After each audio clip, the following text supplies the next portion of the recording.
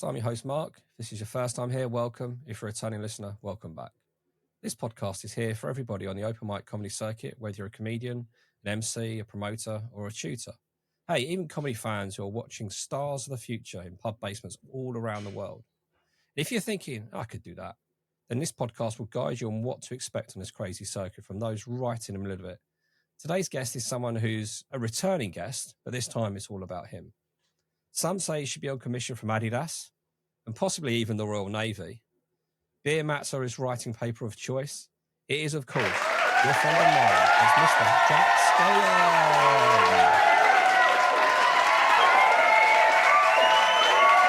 Hello, mate. How are you doing? Hey, I'm all good, Mark. How are you? I'm very well, thank you. Well, a little bit. I'm a bit throaty, but we'll get there. We'll get through this. A little bit throaty. Horrible phrase at the top of the podcast. 18 certificate immediately put on. So, how have things been with you recently then? Very busy, which is always a good position to be in for it. So, with doing comedy stuff. So, as I did before with you, spoke about your friend of mine, my comedy night. So that's going really well. 3 nights a month we're going to now, and then doing my own shows, and then doing writing and bits of TV work and loads of bits and pieces. So very busy, but very exciting times for it. That sounds really good, actually.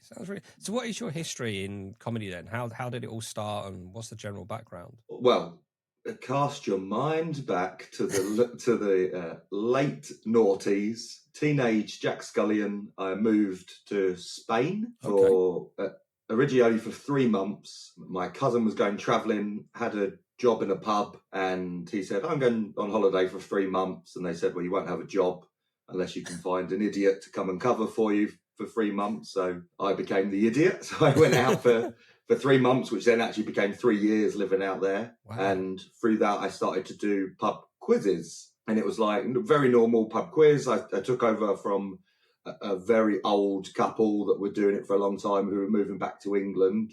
So sort of did theirs as a very straight pub quiz, and then quite quickly started to add in bits of nonsense into it. And it sort of developed, but putting silly extra rounds and stuff like that in it. And then that sort of ended. I moved back to England. I wasn't doing anything for a while, and then started running pub quizzes and doing bits and pieces again, and then sort of writing jokes and material, but never actually performing anything. It was all just sort of around in doing it in a pub quiz format, but then putting loads of mad stuff in. And then it was like, met Jake Bardwaj, who we do Not Another Quiz Night together. Mm-hmm. So at the time we ran opposing pub quizzes opposite the road from each other. So we met as quiz rivals, and then we had a discussion we become friendly, had a discussion one day, which was, how do we make pub quizzes even better? We were both doing stuff with like mini games and stuff in it. What's the next step? And he created Not Another Quiz Night and brought me on board. So we do it as a pub quiz, but with quote unquote celebrity guests, people do impersonations, comedy skits, sing-alongs, loads of prizes.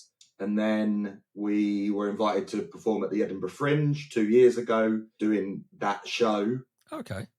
Which we did. We did it at the Gilded Balloon, like 220-seater, amazing venue, too good a spot realistically for people to do their first Fringe there, but through connections and stuff that Jake has in the TV world, we managed to do that. After I came back from the Edinburgh Fringe, I said, okay, I'm going to make a real go at it and actually go full on doing comedy rather than it just being something on the side or trying to put it in with different things that I do. I worked in hospitality management for like 15 years and always was that, trying to think of weird and wonderful ways to engage people in working. So it was very much just, messing around, but not exactly doing straight me doing comedy. And then sort of came back from the Edinburgh Fringe. Let's go into it. Already had a load of material already written.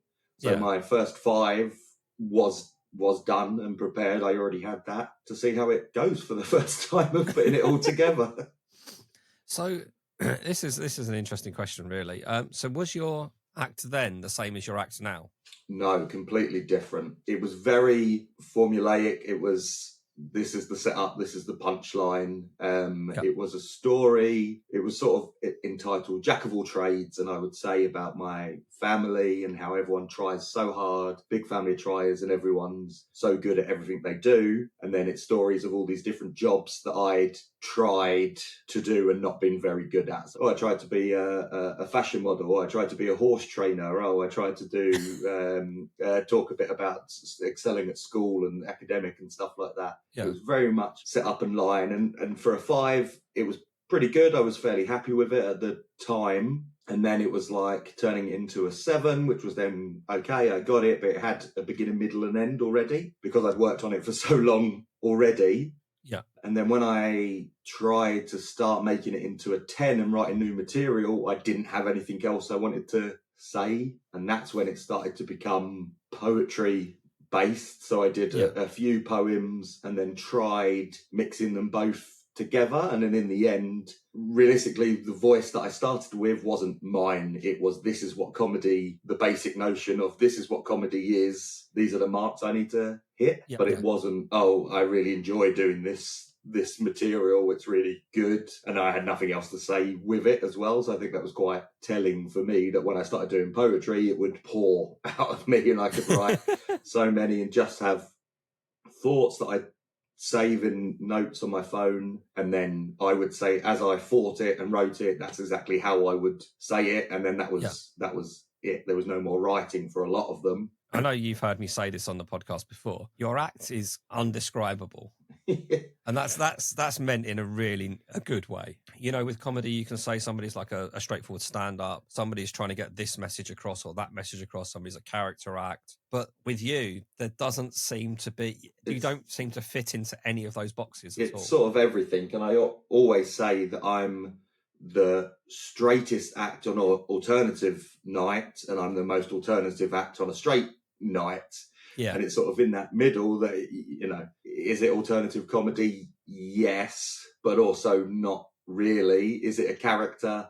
Yes, but again, not really. Is there jokes in it? Maybe. You know, the audience interaction stuff that I do isn't normal what you see audience interaction of people speaking to the audience. Oh, what do you do? Or any of them sort of bits. It doesn't matter what people say to me because it runs on the same no matter what answers people give to me, really. And it all sort of, so writing the poems, it became I was like, well, this is poem number 1, 2, 3, 4, 5. The original poems, the pieces of paper they have on them, which some do have buzzwords, some have the whole poem, some have some stuff written on it, some are completely blank and lets me throw to whatever I want to do in the room. So break the myth that they're all have nothing on.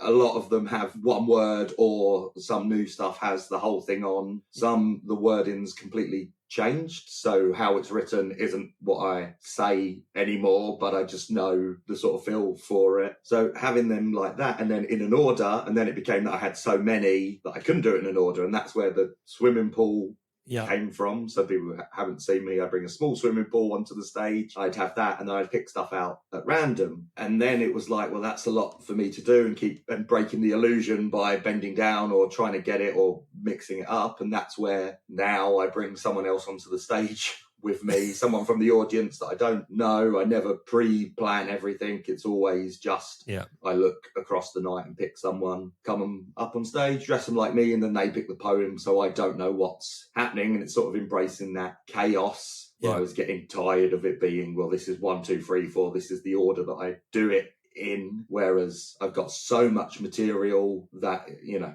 I've got that cheat code now that I don't need to prepare any of it. I know every single poem completely and know how I'll deliver it every single time, but I don't know which poems are going to come out. And then that's also fun that I've got some which are 3-parters or 2-parters that they could pick the wrong one first, or if I feel we need that injection or something, I'll just say, this is part 2, when they've just handed me a blank one or something else. So I often say, you know, it doesn't really matter what's on the beer mats. I do really enjoy the number of times I've seen you is when you do like the part 2 bit and you say, we haven't had part 1. You throw the beer mat back into the pool and the person is then sat there like going, have I messed something up? And immediately that you can see on their face, it's like, I didn't mean to, I'm really sorry. People always say to me, "Oh, that person that you picked, that was the best person," or whatever. But I don't know. I have my back to them the whole time, so I don't know what they're doing. So, not breaking from the character and not breaking from the show, the performance, I turn and grab something from them and then turn away. So I don't see what they're doing. I'm shouting at them and turning away at the same time. So I never know what people are doing generally for it. So it's always fun when people come up after and say, "Oh, that person was one of the best people that you've ever had." And then even one fairly recently I did that the person clearly didn't want to be on the stage with me and didn't really embrace it that much. Yeah. And then people were then after was like, "Oh, do you do it as a double act? Was you always have him just planted in the audience?" I was like, "No, I've never seen the guy before in my life." And he didn't really give anything to it. And they were like, "Oh, yeah, he was great. How disinterested and stuff he was with it all and disparaging." And he picked a poem out. It was like, not a very good one as he handed it to me. It was like, really didn't want a part of it. And then people liked that. Whoever I get out the audience is the fun of it as well. And then also that's something for the audience and not really for me, because I don't see what's happening with them and their faces and sort of the way they react to me. I think there's points where you're probably subconsciously aware of it but may not even realize it, because generally if they do something, I remember at Comedy Incorporated last time I saw you there, you had the guy in he had a moustache on, you put the hat on him and he had the jacket, and he looked in sheer panic about, "I don't know what I'm doing," and everyone's laughing at him. You must be thinking, I can picture exactly what he's doing now. He's losing it a little bit. Yeah, and then he really embraced everything. You want to pick people who look like they're up for some fun but who aren't too eager, and that's the thing where I always try and pick people who I don't know or who haven't seen me before as well. So if it's one that a comedian's brought friends, I often try and pick a comedian who I don't know has brought friends. I often try and pick them because I don't know the comedian. I don't know who the people they brought with. It's like they don't know anything about me. So to try and get that extra surprise bit in, or also I work a lot on, generally I go a bit later in sets. I'm not normally an opener or very early in.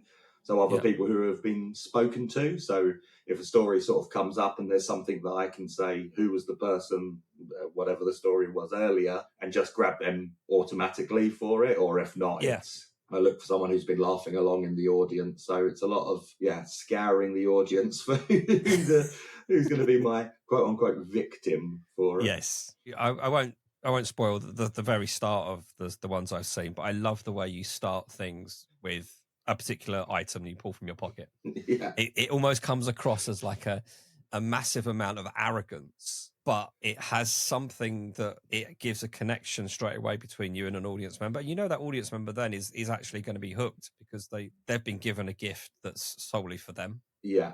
And that's it. And they do have a message on them, which I pre-write before, so it doesn't matter. So I just scribble the name on for whoever it is and give it. And then that's also, then I've got the name of someone to talk to in the audience. So even though I've got someone on stage, that sometimes I ask their name and sometimes I don't bother as well. Yeah. So that's always that bit that the person on stage is like, well, why am I sitting here? Because I'll have more of a conversation with people in the audience. Yeah. And then there's more stuff through them as well. So it's getting a name from the audience for someone to talk to for there, who's not going to be the person who comes up with me. And then it's always generally someone in the second or third row, and not I go along and high five or spud the front row for the beginning most of the time as well.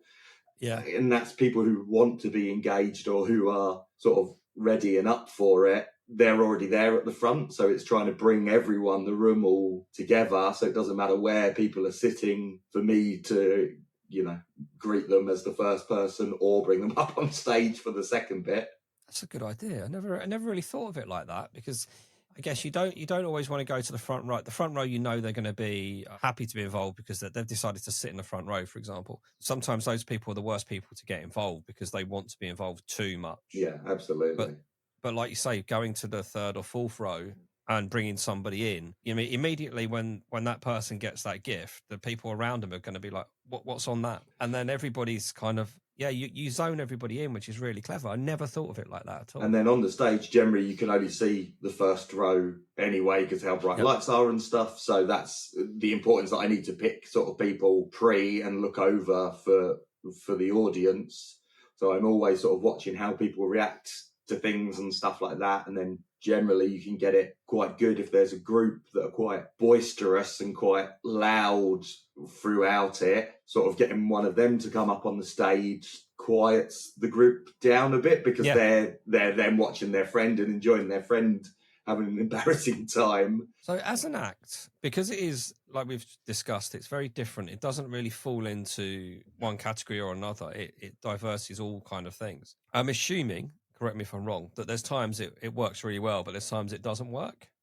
So I'm sort of thinking in this that I think, you spoke with John Pape recently, who's one of my all-time favourite on the circuits. I think he's absolutely amazing. He's a good friend as well. He did my night last night and we travelled back together. And for him, it is a sort of character. I know he's undecided whether it's a character act or not. But when you have that character like that, people need to buy into it. Yep. Whereas with mine, it is a character. Sort of when I refer to it, I call that the character, quote unquote, the poet. So it is me. He's called Jack Scullion. He looks like me. He dresses like me. Everything's the same apart from them few tweaks that we, overindulge on stage to try and, get the humour out for things. Because it's just me coming on stage as a real person, really. Yeah. They don't need to buy into the act. And it's sort of the bit at the beginning, chat, and then getting through, and then it's, whoever I've been speaking to in the audience, do you like poetry? Yes or no? Well, good, because therapy's not working, or bad, because therapy's not been working. Then it's sort of introduced to, okay, this is poetry. And I think for mine is I always call it the ripple effect. So I always start with the same poem, morning routine / dog. So I start with that every single time. It was the first poem that I ever wrote as well. But that's always my starting one. And I think that's the thing, because it's funny and it's humorous, but it's not really laugh out loud. And it seems really sincere. And then it's that rug pull at the end. And then I'm shouting at someone, shouting it's a dog in their face. That eases everyone because they sort of know what it's going to be like. So it seems like it's going to be very serious the way the poem is, and then it's just me shouting and it's like a very easy joke realistically, like the punchline for it. And then upbeat into Night Out in Newcastle, which is again quite a silly, playful one, and then it's whatever else anybody picks. So I think it's quite structured in that way to get people into it. And this ripple effect is people laugh a bit delayed. It's like some of them are like thinkers that people wait. It's just me. They don't know if I'm going to say anything more. There's that pause. I turn to throw the poem away or put it back in my pocket or whichever way I'm going to do. And then it's for them. People start going, oh yeah, sort of through. There's not many which are big, massive laughs. So I don't think I've ever really bombed terribly. There's always been, it's resonated with some people in the audience, which I think when you're doing stuff like what I do with the poems and it being a bit different, it is what you can expect. So sometimes it kills and it's brilliant and everyone's got on board with it. Or it feels that way, and the few people who don't enjoy it is in the minority. But then I feel there's always enough balance of people enjoying it, even if it's not getting as much bombastic. It's always sort of them ripples and then the big laughs every now and then when people fancy it. And I mean, like, that's one of the ones I used to close my set on. Was I went on holiday to Turkey. It was exactly like the adverts Jess Glynn played continuously. And then I cut it there now, which it used to be a bit longer and then sort of fizzled out. But that was one that I would sort of bank on being a massive laugh originally.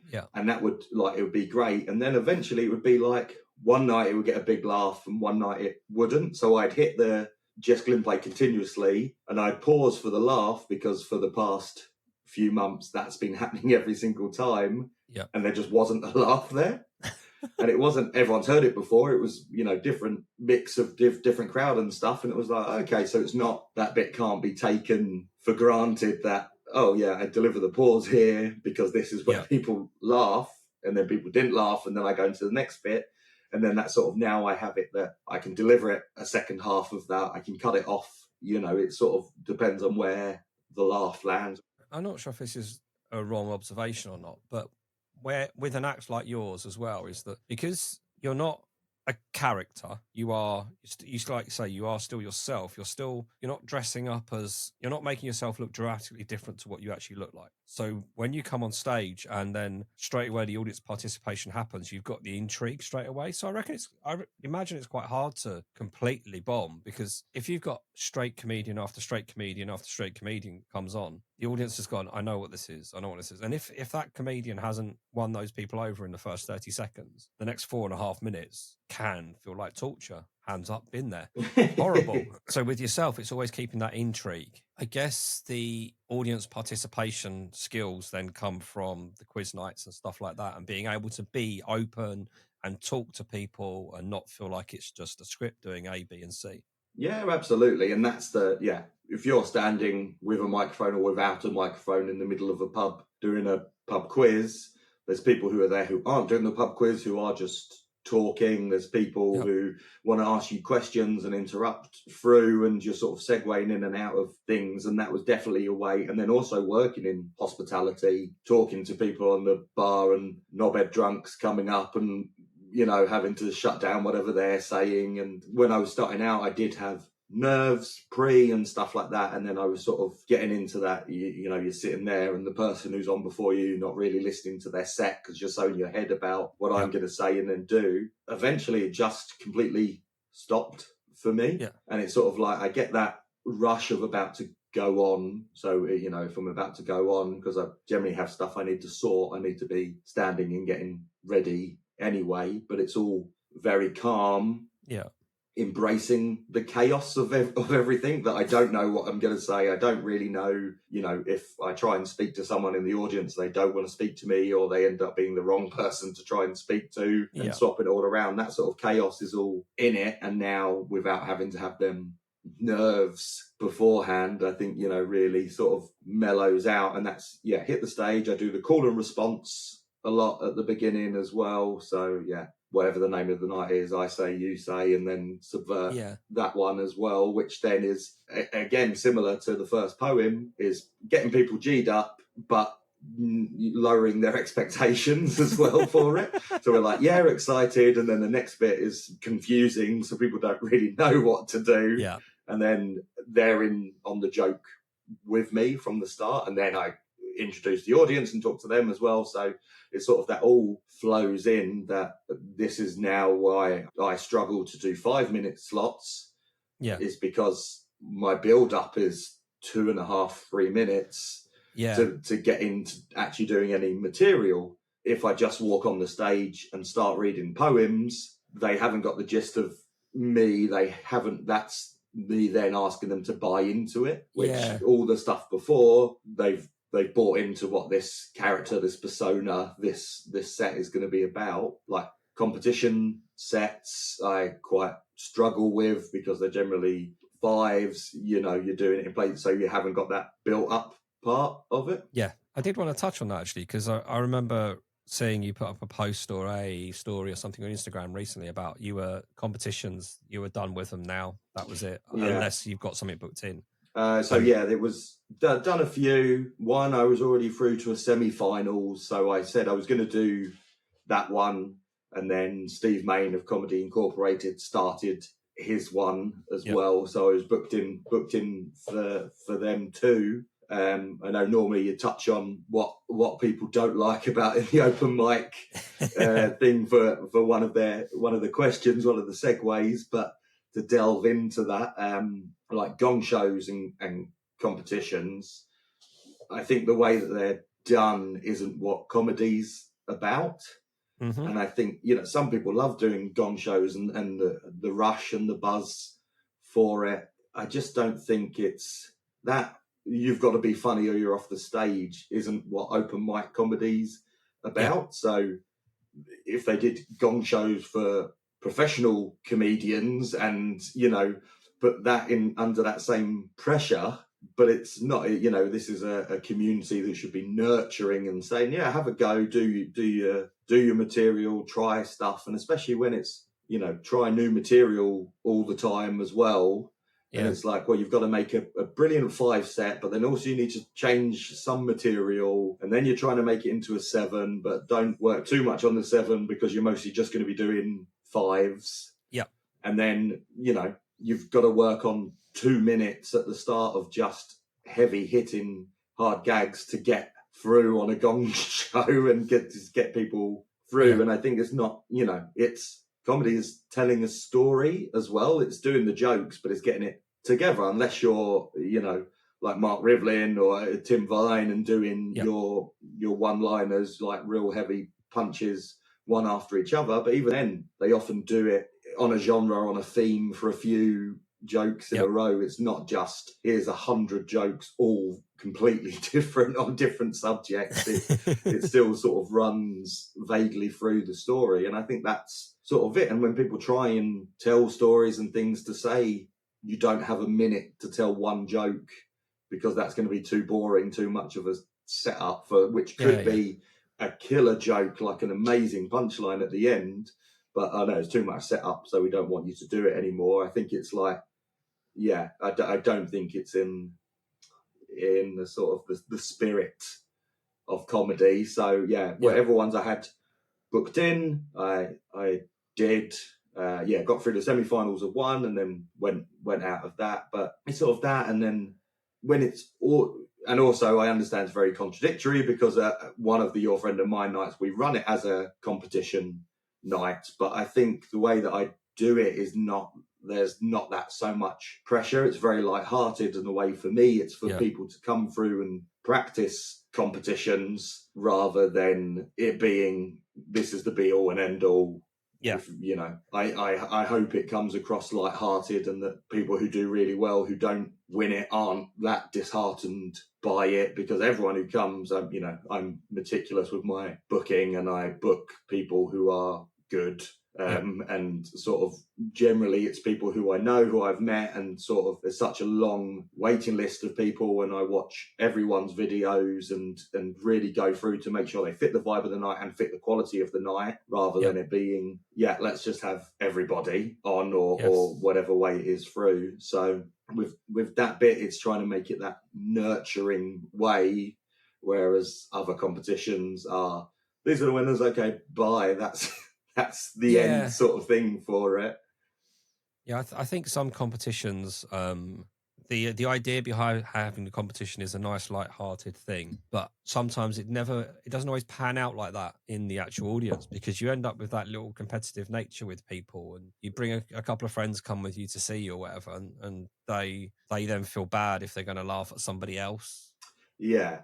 And you kind of end up building this little bit of not a rivalry, but an atmosphere in the room where it's supposed to be we're just supposed to be having fun, and we're going to just say, hey, we thought you were the best on the night, and that was it. Job done, bit of fun, that's it.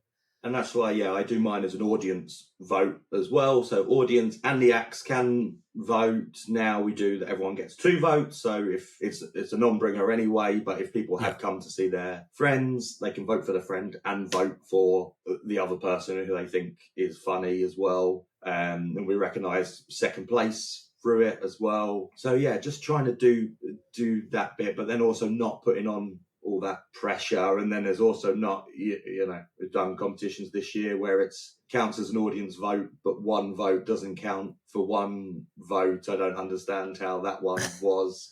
And it's the people who run the gig are the judges, the MC, and who puts on the gig then choose who the winners are. So then it's even less about, well, don't have an audience, just send a video or send a transcript of jokes, and then you say, I think that's funny or not. It's it's a weird position for it to be, to just have one person saying, oh no, I'll decide what this is. And then also, anyone can just start a competition. They don't really mean anything. I understand what you mean. They don't unless that competition has progression and stuff, and prizes are performing on pro nights. To some people, I understand, but completely every side of the argument. Some people it shows progression, that you're being recognised for your being good. But then if you do a competition that is a bringer event as well, it's how many friends have you got to bring? Because if you turn up at a bringer competition, you bring 8 people, there's a good chance you're going to come in the top 3.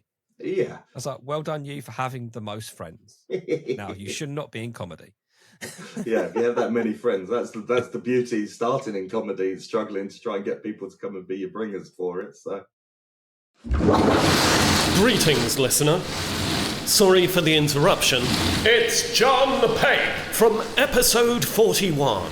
If, like me, you're loving this episode, in the hot tub with 9 merchant sailors, listen to your higher self, consider giving it a 5-star rating, and follow the pod on whatever app you're using. It's the right thing to do, right lads? And Marc will be forever grateful. Now, our helicopter has arrived, so I must beg your leave, but please enjoy the rest of this absolute humdinger of an episode. But you touched on, I'm not sure if we spoke off air about it, actually, about television stuff. If there's anything you can give insights into what you've been doing or what you've got coming up or stuff, then feel free. If you can't, then... No, I think everything should be pretty much okay. So the few bits which have happened recently, I suppose, is Not Another Quiz Night, the show that I do with Jake and a few other of us that we did at the Edinburgh Fringe. We got offered to make a pilot this summer, which was very exciting. So we filmed a pilot, Open Mic Productions, who make Last Leg, did it, put everything on. It was like a 50-person operation, 11 cameras. Wow. We filmed it as live, like 2 massive banks of trucks. We did it as the show as we do, but with breaks for filming. So that's been filmed, and then is looking for what the next step for that would be, whether we go through a TV channel or we put it out online or what it could be. So that's still ongoing. In March next year, it should be, there'll be a TV show out on Dave, which I'll be on. So I'm a regular series comedian on that. So 6 episodes in the series. I'll be in all 6, playing different characters, like a variety game show sort of thing. Lots of big comedians on it as well. So I was very lucky to meet people through that as well. Yeah. And then sort of have good times with friends and people who I did know already as well on it. So yeah, that's exciting. So that'll be out in March next year on Dave, and then filmed a couple of music videos with a different few artists recently. Okay. Yeah, so yeah, that's lots of little bits and pieces, and just sort of trying to get as much work together and on-screen stuff to put in by the middle of next year. I'll have quite a comprehensive show reel of different stuff that I've done, so alongside comedy and live events, and then TV stuff and things as live, and different sort of acting bits and pieces. So just trying to get that all together now, because I think it's now more than ever, you can't just be a stand-up comedian. You can't just do it as I'm a comedian and I just want to do stand-up. So even sort of looking progression-wise for that, I don't think even many people who are coming through now or have come through in the past couple of years can just, survive just being a stand-up comedian. So how did those opportunities come about then? Obviously the Not Another Quiz Night, I mean, that must be a huge buzz, knowing you've made a pilot of your creation. Yeah, absolutely. We've done it as a live show for maybe 3 years, maybe a bit longer than that.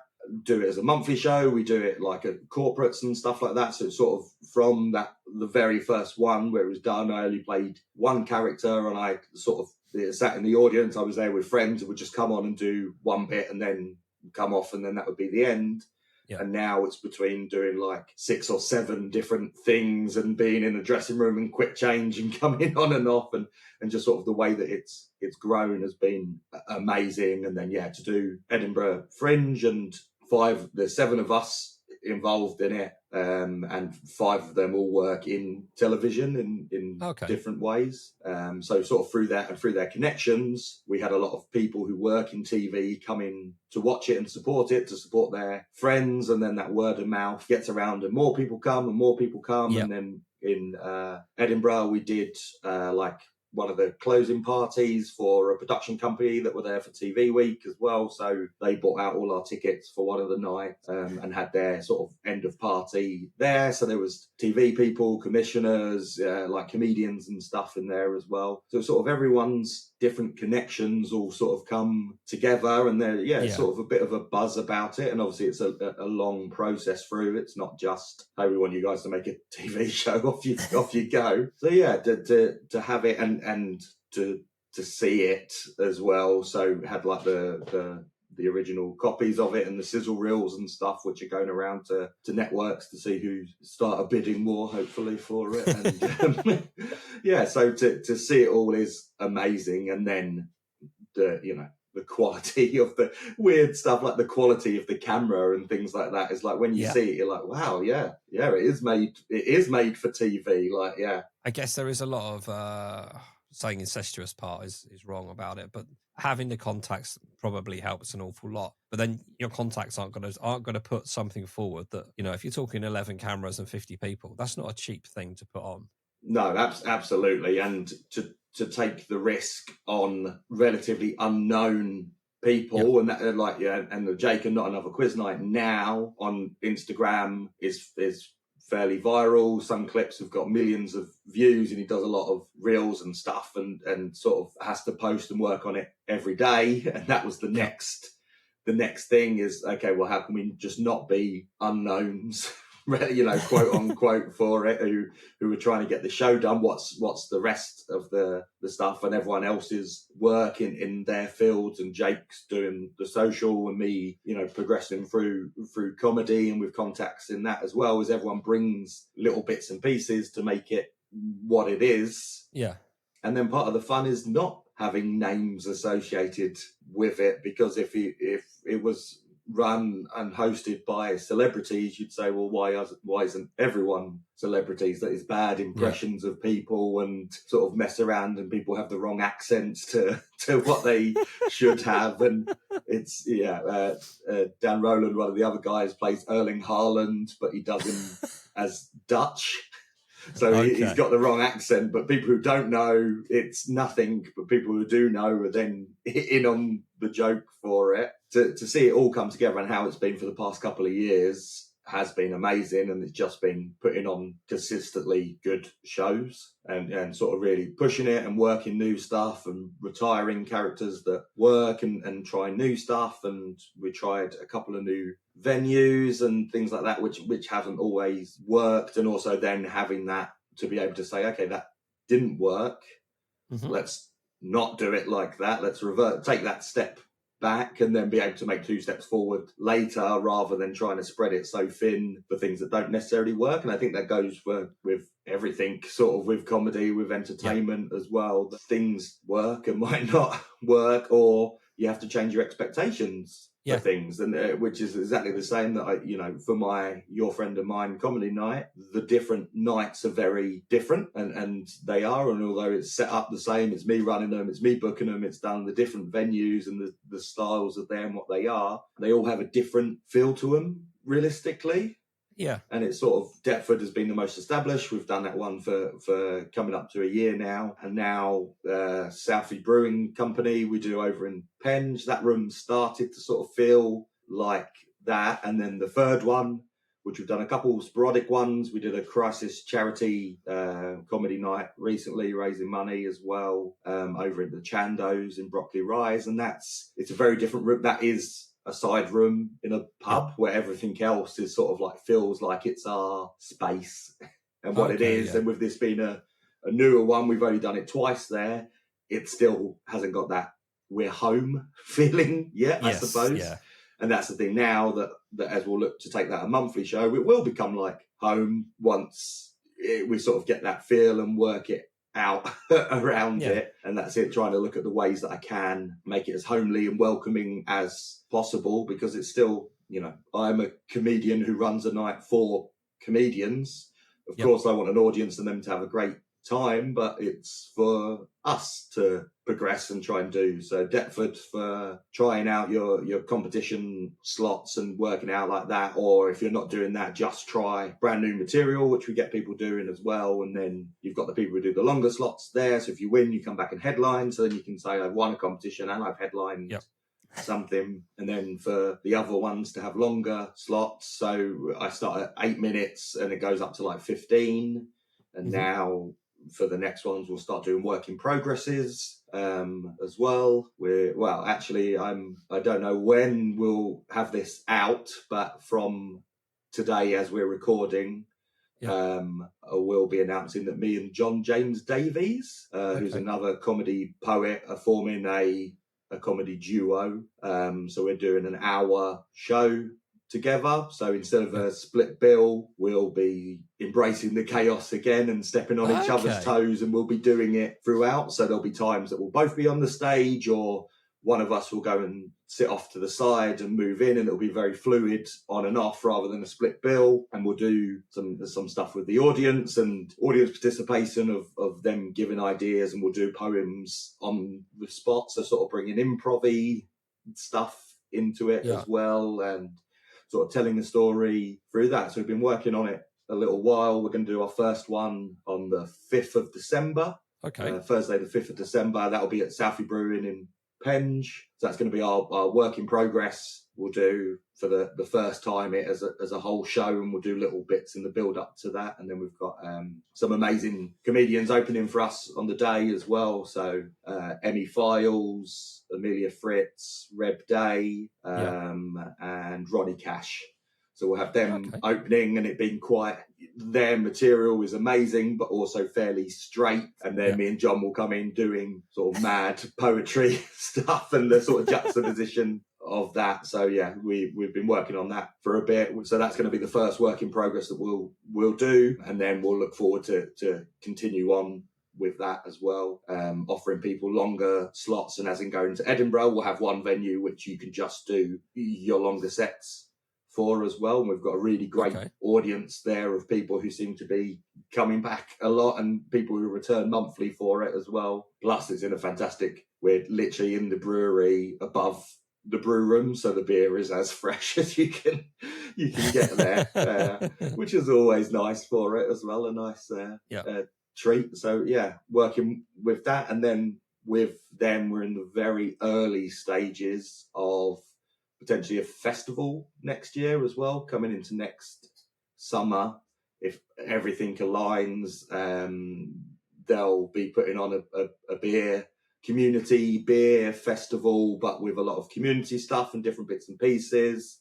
And we'll have a Your Friend of Mine Fest comedy tent for some of that, and then again have longer sets, and then people who aren't ready to do longer sets or don't want to will be in that middle. So people who are doing their 40 minutes or an hour will then have a 5 minute or a 7 minute or a 10 minute in between, while you sort of get that mix of. So we'll try and get as many people on the bill as possible to do that again. And again, it's another thing that I think Your Friend of Mine's always been community based, which is what I try and do, and just my day-to-day running in comedy as well is that family and community, because we all are, and I would say 99% of people I really get on well with in comedy, and you don't get that much time, and it's sort of people who are my friends in comedy. We only see each other at comedy shows, but that's your only time to interact with them, because we're all busy, we all work, we're all trying to do comedy, you're doing different places, so you might not be on the same bill for months, and then you come together and it's like, hey, how's it been going? How's it? That bit of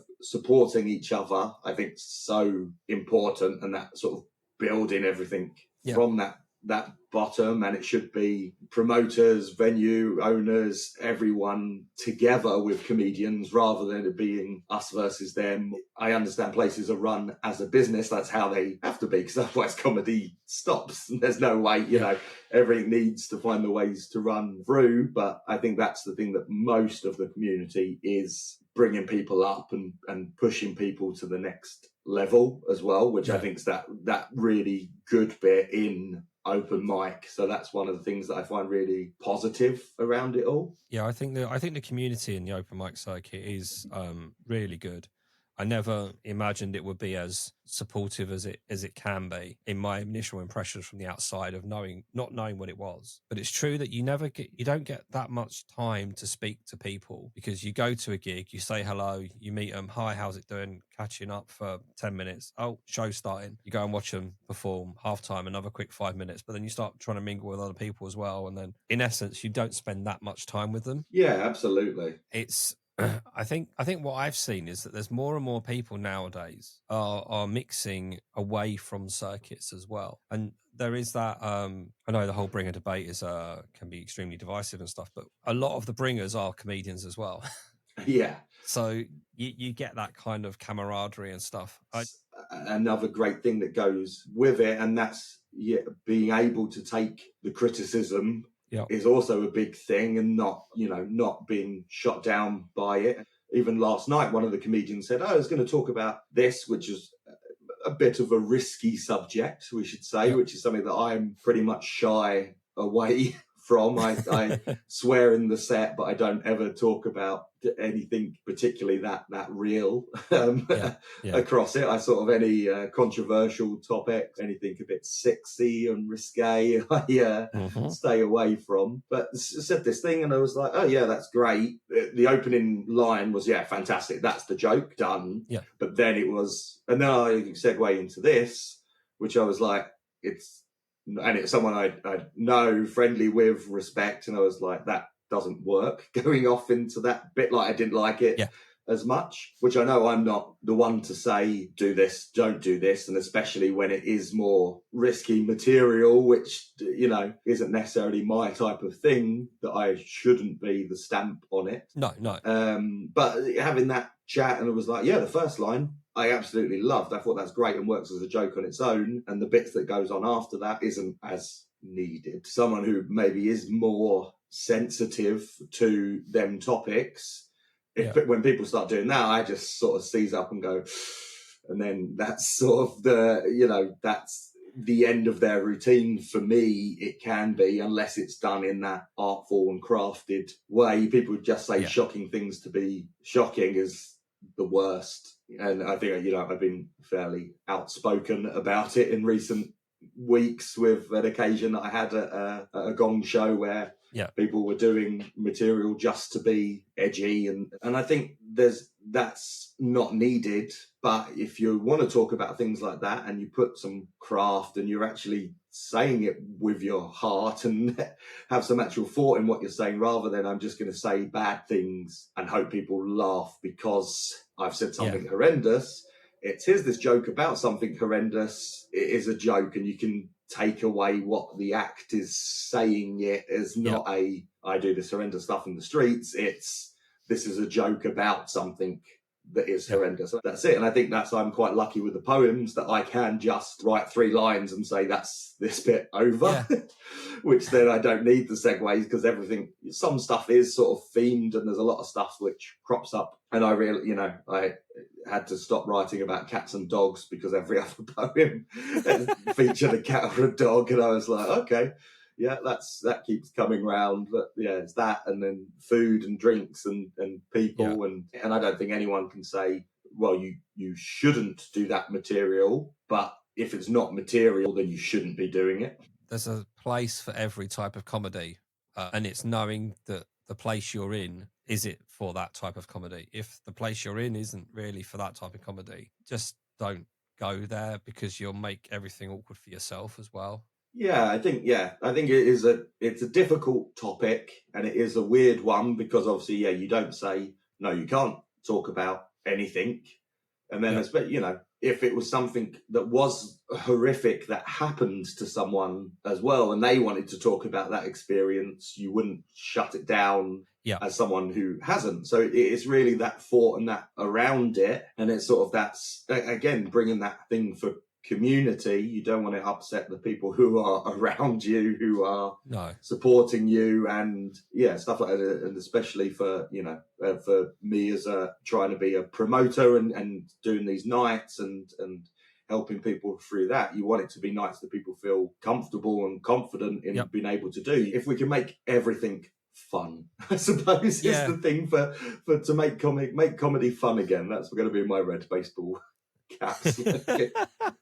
So you touched on earlier, you spoke about poetry writing. How does that come with you? So most of the time I never just write. I never say, okay, I'm setting some aside for writing. So it's more, day to day, as stuff comes, I'll do it. So actually at the moment I'm awaiting a second proof copy of my book to come. So I'm compiling all my poems together that I've written, well, mostly ones that I've written, so are all going to go into one book collection. So this was sort of, now I'm starting to write more again, whereas before it was I'd drop in one bit or not really been thinking about it, and now I've sort of got the creative juices flowing again, that I'm gonna start writing again. So it will be, this book will come out, I'll do this material still through me and John James Davies. It will be the material that I have been doing, fingers crossed, if everything all stars aligns, doing it at the Edinburgh Fringe as well next year. And then after that, that will then move into quote unquote book 2 territory, where then I'll be trying this new stuff. So I'll try new bits through as well. But I'm back into trying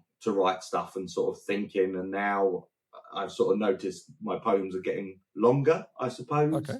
Now, whereas before it was very quick fire and whatever it was, one thought, one sentence, done. And now it's a bit more flowing and stuff. And probably that's my confidence in writing them and what I feel I can get away with talking about and saying and knowing. Don't need to go joke. Like, I've got that space to play with things a bit. So yeah, I'm back writing, but it just comes, whatever comes naturally, really, day to day, that stuff will happen. Or a lot of the time I'll hear a phrase and that will just do it. So whatever I'm in day to day life, just hear someone in the street, listening to a podcast, and it's like, oh yeah, that one word, that phrase will spark something, and I'll immediately be able to write a paragraph or the few lines or whichever way it will be around it. Other times, so I've done 2 short bits together. So I did the Spanish Cafe, which was, I went on the stag do and wrote this while I was out there, but again was inspired by the time I was having, and pretty much wrote it out all in one go. And I did the Greek Taverna as a part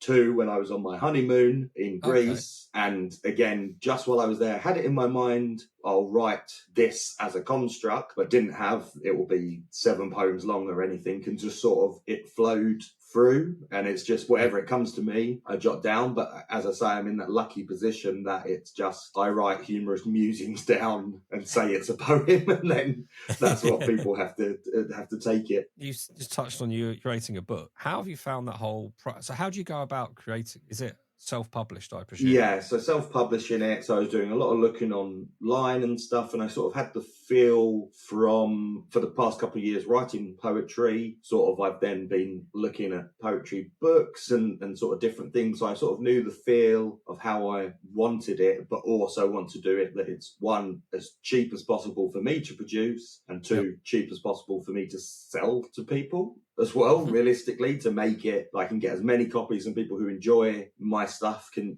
get it, and it not be a fortune, because some things were like to do it and would cost so much for each book, and then for me to have spent time and try and make some money to then go back into printing flyers for Edinburgh Fringe or for the comedy night. And last night I broke the mic stand towards the end, so I had to know that I need to order another one of them.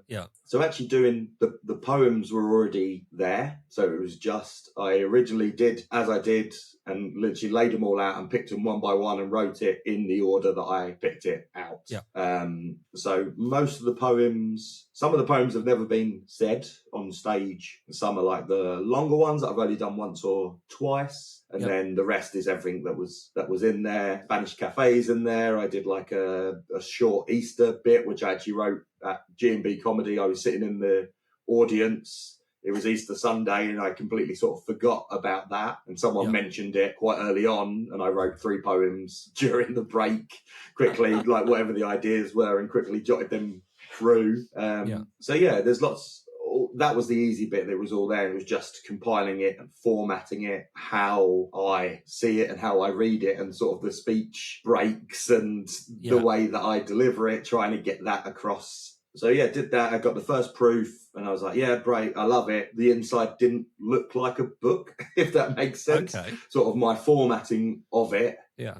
Was fairly shoddy, so they printed it as I told them and as the Word document that I sent over, but I hadn't formatted it enough to look like a book, so that was great to look through and then to change it. And now I'll get the second proof through to have a look over. My wife will double check it to check my spelling mistakes and grammar and everything like that, and then hopefully that'll be pretty ready for it. So the designing posters and stuff like that I've always done and do for the comedy night. So designing the book and everything like that was very straightforward, the actual jacket and everything and how I wanted it to be. And then the formatting and stuff now is where I wanted the poems are how they should look and how they read. So it's been really interesting to do, and then also has then put me in that mindset of, well, that's them lot finished now. This next part, this next year will be its farewell tour to them bits.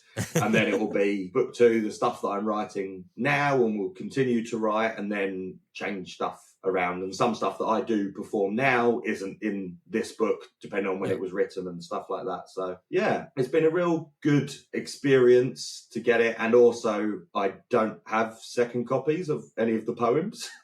So if I ever lost my bag out at a comedy night, that would have been them all gone. Wow, that's quite scary. So, and then where it's not, I have to remember my 7-minute, my 10-minute, my 15-minute set. I don't need to have it in my brain like how other comedians would. Potentially stuff would be gone forever.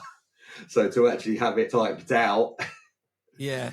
Because if there'd be something, if I could remember, I think there's 57 poems in this book or something, so that's like everything that there is. Potentially I could remember 50 of them and then have no idea what the other 7 were, or maybe even 50 is being too kind to myself that I remember what I've got. So doing that, and then I'm funding that by selling t-shirts at the moment as well. During COVID, I had a t-shirt company called Scullion's Pizza, which was a fictional pizza shop. I saw a film, and it was like a really crap C-grade horror film, and it was a pizza delivery company, and they delivered to like some Satanists or whatever it was.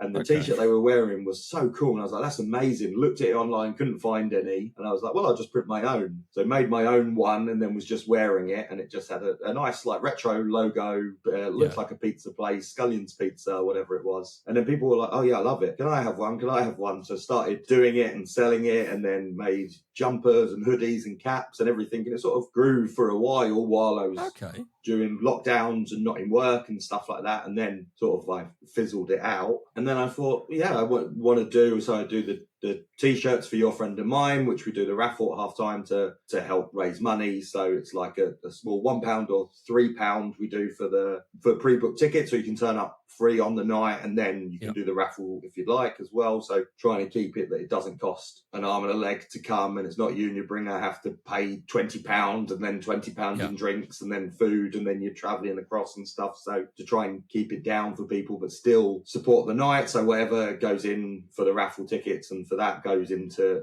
there's a banner and the new mic stand that needs to be bought, and printing posters and promotion and stuff like that. And then the t-shirt, so I do the Your Friend and Mine t-shirt. I do 3 poems, which is called A Cry for Help, part 1, 2 and 3, but they're all about going for a curry. And started doing a t-shirt which was a play off of that. So it's your curry and mine's a dansack, which is the final line in one of the poems.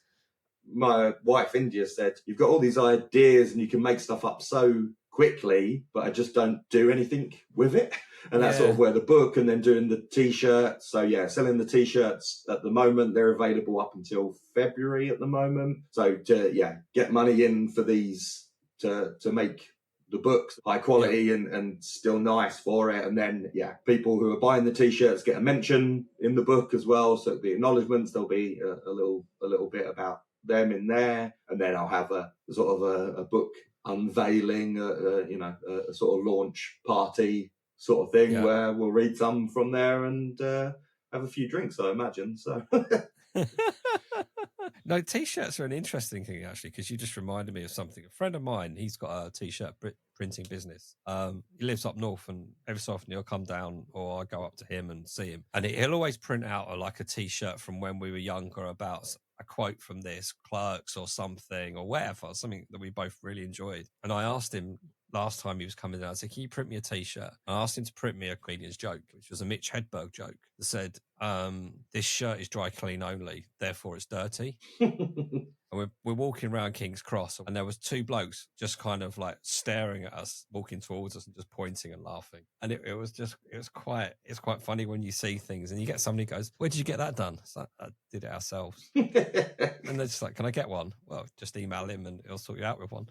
But it was just that kind of fun thing. And T-shirts are kind of I've got a very special affiliation to T-shirts, as you know, if you've seen my act. It's the first thing you see when somebody goes on stage that has an impact and can actually give you an impression of what that person's like as well. Yeah, I always knew that I'd wear a full tracksuit, and even before doing poems, I was wearing a tracksuit the whole time. That would be what my outfit is, and that way I know, okay, it's time for comedy, because I'm not often wearing a full tracksuit just around. I have done that, but it doesn't happen particularly often. And then it's branding as well. So people who might not remember my name, when they see me, they'll say, oh yeah. And a guy had said before, oh, you're the guy who wears the green tracksuit, which isn't, I wear a few different tracksuits in a few different colors, but that is one that I do. And he doesn't know who I am, hasn't seen my act, but there's that sort of branding around it. And I think that's the sort of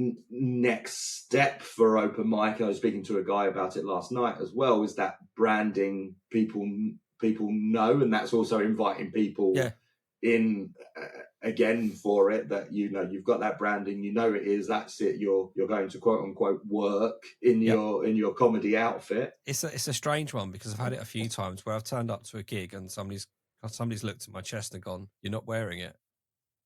You're like, I don't walk the streets wearing it. I don't know if this is something that you will be thinking of then with your new show as such. Things going really well, we start talking about walk-on music. For a show or your act. Do you have anything in mind that if you were doing a big performance like at Live at the Apollo or Netflix or whatever, you never know where things go, and they go, right, what music do you want to walk on the stage to? Well, I always have, so the same for the comedy night, which is definitely something that G&B settled in, where they play happy and it's the start, and once it's the 4-clap Pharrell start, that's coming. And I always do I'm Coming Out, but I do a sort of an obscure version by a noughties R&B singer, so it's not the main one that everyone knows. It's familiar, but also something different. So that's the song that I definitely put in through stuff, which is something I was quite influenced by a comedian magician called Sam Fletcher, who I saw years and years ago. And that's sort of one that always sort of is one of the sort of big inspirations for starting out in comedy, who are fantastic acts and also alternative and do it a bit silly and very light-hearted, which is what I try and bring in, and then change them bits and pieces by doing the Don't Mess It Up Jack routines. I love Don't Mess It Up Jack. I think that's pure and utter genius. And that's actually why I changed the name of the poetry collection is going to be called Don't Mess It Up Jack in it, and then it'll have the poems where then I would point, has it in very small font written underneath in italics as well. Don't mess it up, Jack, really, really tiny in there. So even them audience interaction bits have made it into the book. But that's and that's really like a true thing that I've had in my head, is Don't Mess It Up, Jack. And there was one sort of starting out early. I think it was one of my first headline spots, probably at G&B, and I sent myself a WhatsApp message in like a group that I have just for like with nothing in, what I just used to take notes, and I said turn it on Scullion or something like that was one of them, and sort of in there and done really good. And that Don't Mess It Up, Jack came a bit later, but I knew it was something that I sort of wanted in there because I knew there were poems that did bring the mood down, and that's sort of the out of it, that this lone voice coming out. And I did Secretly Pissed at the Cavendish Arms and had it there, and the guy who was doing it in the, like, his voice, like the crackle while doing it was so earnest and so beautiful, and that was like so good to hear it. And like, that's it's another bit which actually, when we were talking about the audience stuff earlier, I completely forgot about that bit that sort of comes through it. And that's again another bit of chaos, and put it in that either they say it quickly or don't. And there's a video on my Instagram where I'm introducing the bit and saying to the guy, this is what it's going to do when I point at you, and then he just says it immediately unprompted as well. So with you kind of like being a promoter, you're probably one of the better positions to answer this question. Is what kind of advice would you give to somebody who's just starting out on the open mic circuit? Realistically, you've got to put in a hell of a lot of hours. So I was in a very lucky position where I made the decision that I wanted to go comedy crazy and sort of pursue it. That I live with my partner. We're in a flat. We've got a roof above our heads, and sort of the money was there for me to be able to do. I stepped away from working and was doing like 5 nights a week comedy, which is too much and does have negative effects going through and tiring out, and then not having time for actually living your life. So I'm not saying do that, but you need to consistently be hitting them. And I think that's something that people struggle with, having family and work and kids especially. Like, it's such a difficult thing. So it's trying to make that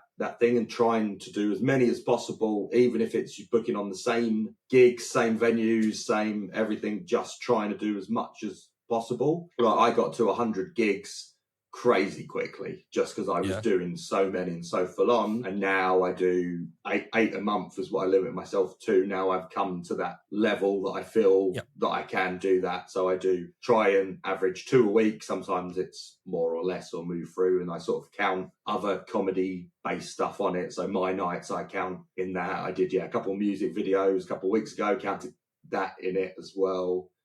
People try and throw away their material so quickly and try and do new stuff, which I did my 5 to death. And that's how I sort of progressed through. And I was doing my 5 so well that's like, oh, do a 7, do a 10, do it, like, progress through there, like, just do the same material over and over again. And people who have seen it, and people do, but they'll catch the little differences, and that 5 will get better and better the more you do it. But people are so ready, like, oh yeah, I've done this for a month, or even people do their first ever gig, and then the next gig try to do a completely different 5, and then nothing's progressing and nothing's happening. And then when you are progressing, you're like, well, I can't do a 7 because I've got two 5s or 2 4.5 minutes that don't go together. Just keep hitting your 5.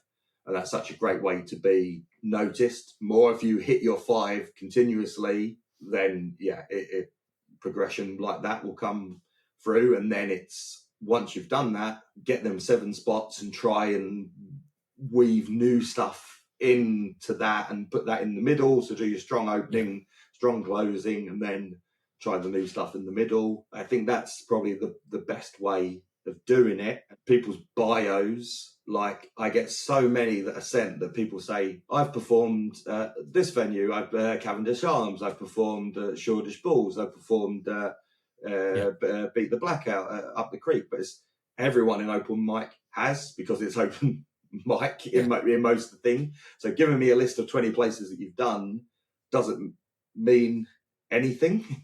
So I think that's, like, unless it's something really, really important, or something that there is there that places will like. So, although I'm, not into the gong shows like that, but if, put in that you beat gong shows and stuff like that, like, very short, but naming 10, 20 places that you've gigged at isn't going to be impressive. Like, on mine, I have, I only mentioned the Edinburgh Fringe, which is now 2 years ago, so probably will then soon not be in there as much. But Edinburgh Fringe, and then sort of upcoming stuff, but I don't really mention much about what's on the open mic, because this is your practice to get in that further progression. Yeah. So just saying, oh yeah, I performed at all these places where they just allow anyone to perform isn't saying anything. If you say I've done 20 gigs, fine, great, you're 20 gigs in. If you've said I've performed at these 20 places, you've done 1 gig at everything, you just took up a long time listing names of places that do comedy nights. I think that advice is going to be quite useful for people. I think it's very much allowing your ambitions with the time that you think you've got.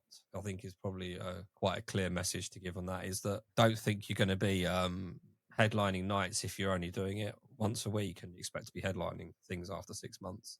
Unless you're exceptional, that's just not going to happen. You have to put in, you have to put in the hours. So if it's just a hobby, do what makes you feel comfortable. But if you have grand plans to make this a full-on career, you almost have to treat it as a job with the amount of hours you're going to have to put in. Absolutely. And you see that on the circuit, people who are putting in the hours or have been putting in the hours and doing all the shows, and people like Paul Surtee that you've interviewed who is traveling around and going up different places. There's like so many different people that have done that. Fitzgerald Honga as well always seems to be going different places up and down and pushing to do different things. I think that's one thing that I've lacked in myself, which now I need to start looking at is traveling out and doing stuff. And I'll be doing a gig, the Chesham comedy night. So I'll be doing that. And then like Hugh Davies is on there, who's like a big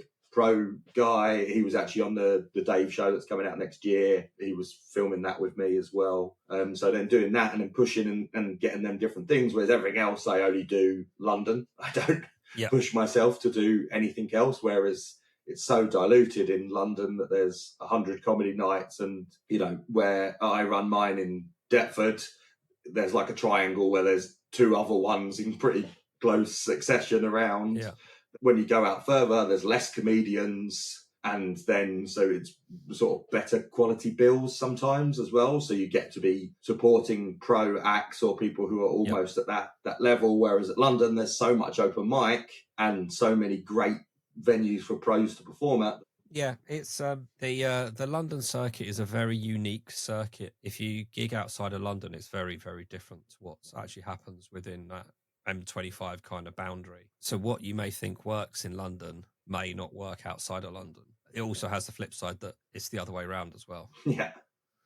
So I always think you should broaden your horizons as much as possible. And I think what Paul's done is great, going up to Liverpool and all of that lot. I think that's a massive amount of experience because it gives him that exposure and more people see you rather than being constrained to within London, and people see you outside. It's like seeing like people like Chris Alley at the moment. If anybody doesn't, they should follow him on YouTube, and he does like most weekly or fortnightly vlog on a gig that week, and his travel to it and travel from it and thoughts on it and before and after. And you see all of that and you realize what he's doing outside of London is more and more gigs are outside of London, but he's on, like you say, he's on bills with people that are that's not an open mic night. Yeah. That you've got a paying audience that are coming in and stuff like that. Yeah.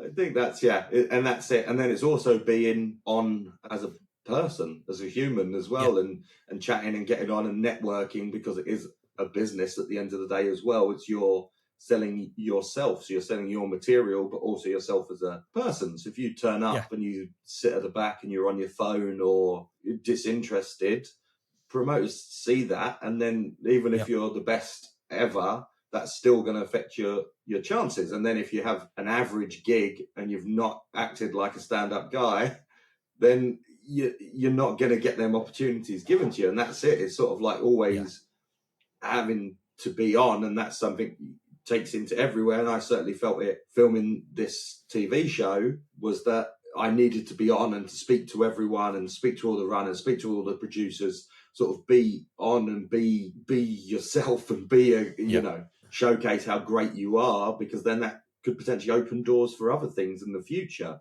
And that still goes for everything, and realistically everyday life. The more, you never know who you're going to speak to that then going to say, oh yeah, I've got this opportunity, we need someone to host this. Oh, you do comedy, don't you? We need something for this. Or, there's so many doors that can be opened just by being a decent human being. Yeah.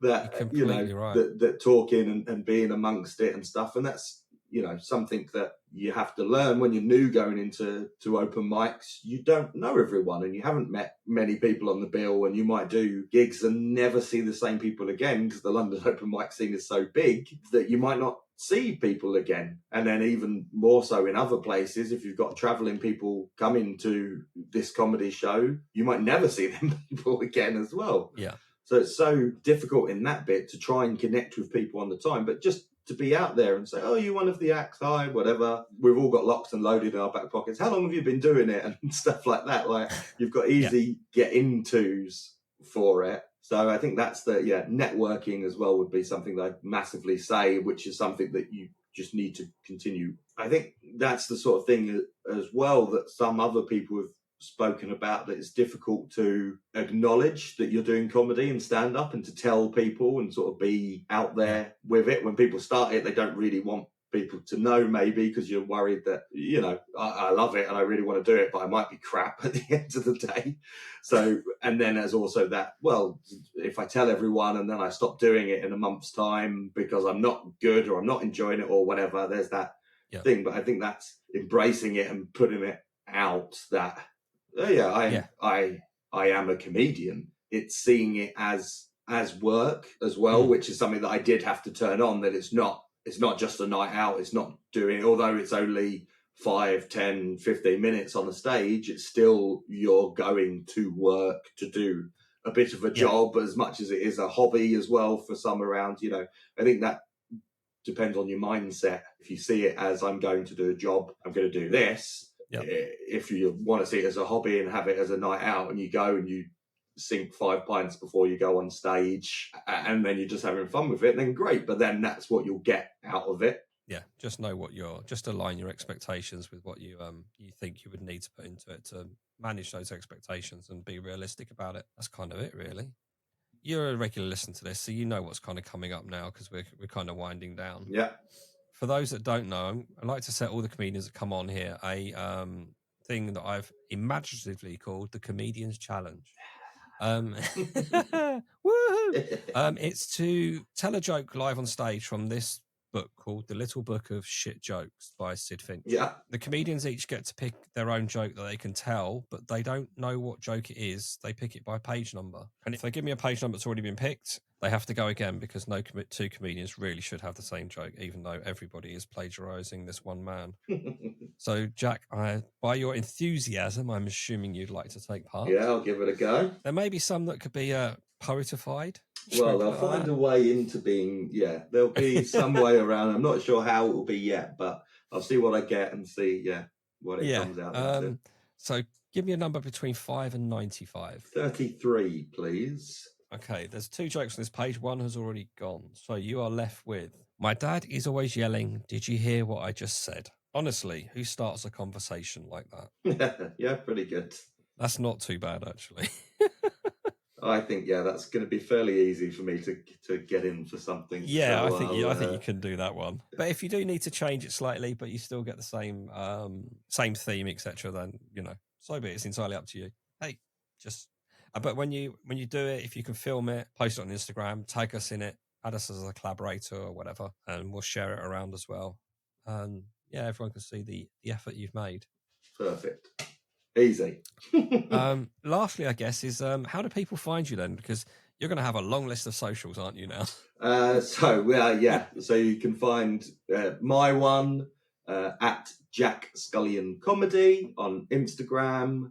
That's got all links to everything. So I only ever use a link tree, which has stuff. So all the merch is on there. For the t-shirts, the books will be on there soon, and then also the tickets for Your Friend of Mine nights for the comedy night is at Your Friend of Mine Comedy on Instagram. There's also a Facebook page for it, but I don't really understand Facebook, so it's there, and sometimes I remember to put stuff on it, but sometimes not. Not Another Quiz Night is at Not Another Quiz Night. It's on TikTok at Not Another Quiz Night as well. There we do a monthly show from them, so there's always ones for that coming up. And that's probably everywhere you can find me. Oh, you can find me on Spotify as well, actually, which I always forget to mention that I do the Jack Scullion Poetry Pod. So it's very short poems, some of my stuff. I did one series of it, and I think there was like 18 episodes maybe, but they're only like 2 minutes long each. Very short stuff. So that's on there. I started a new series that one was out, and now I'm waiting for the audio files that have been recorded from all the other ones. So there's one new episode for a new series, and then the rest isn't there yet.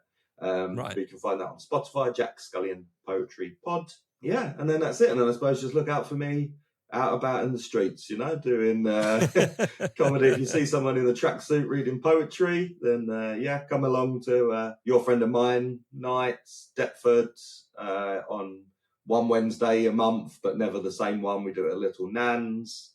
Thursday once a month in Southie Brewing Co. in Penge. Again, it's a different one every month. And then we're going to start going monthly at the Chandos in Brockley Rye, so all southeast. And then, me and John James Davies will be doing our show, the Dead Good Poets Society.